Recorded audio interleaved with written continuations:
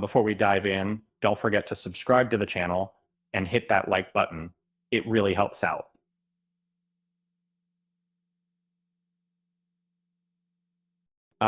Ever wondered why some TV show finales stick with you long after the screen goes dark? And 25 years later, the ending of Star Trek Deep Space Nine still bugs me, and I'm here to explain why. I've been a lifelong Star Trek fan, starting from the original series and a memorable trip to the drive-in for Star Trek 3, The Search for Spock. And recently, a Paramount Plus binge brought me into the world of Deep Space Nine, completing my trek through the franchise. Finishing a sprawling series like The Blacklist had me craving another epic journey. Um, so I dove into Deep Space Nine's 10 seasons.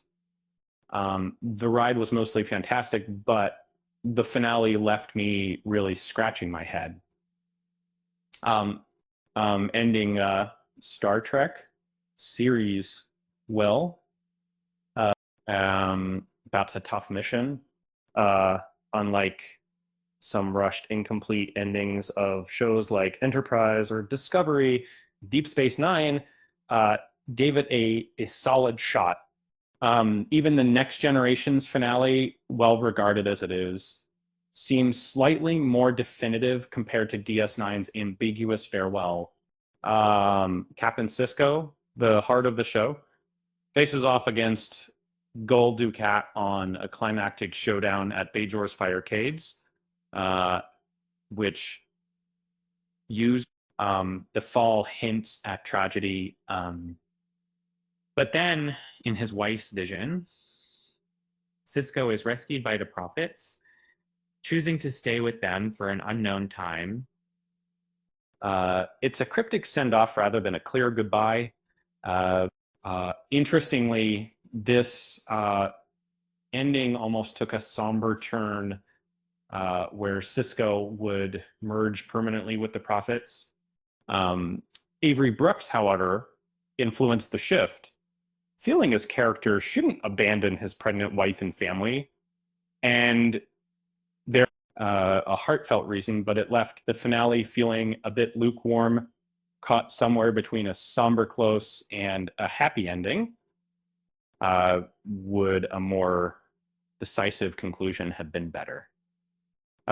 Imagining Sisko's self-sacrifice for Bajor fits the tone of the series' gritty, realistic, emotionally complex. Uh, uh, Alternatively, picturing him settling down on his Bajoran land, porch chair and all, also feels right. Either would have wrapped his arc nicely.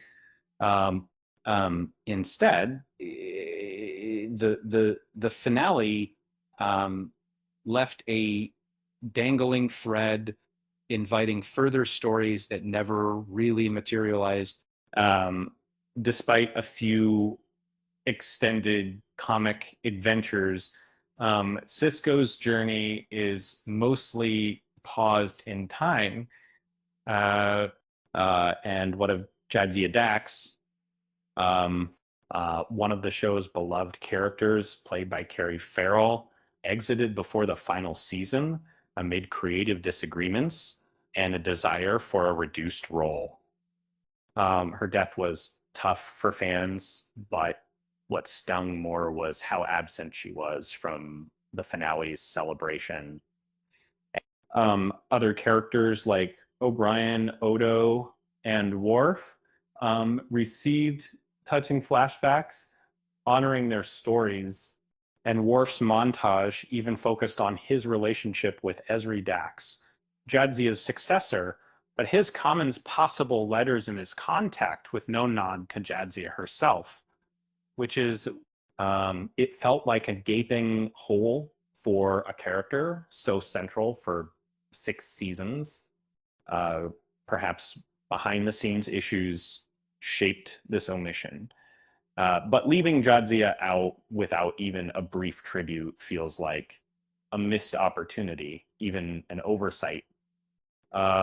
Still, Deep Space Nine stands out as one of the better Star Trek endings, uh, and it's more cohesive than many others, and leaves you wondering why there wasn't a new series centered on Sisto after such an enigmatic exit, especially since Picard got 3 seasons. Um, I'm glad I took the plunge with DS9, even if the ending clings stubbornly to my mind. Uh, and on a lighter note, if Quark ever tried bartending on Earth, I'm pretty sure he'd turn Happy Hour into a high stakes poker game because why wouldn't he? Uh, with that said, thanks for watching, and until next time,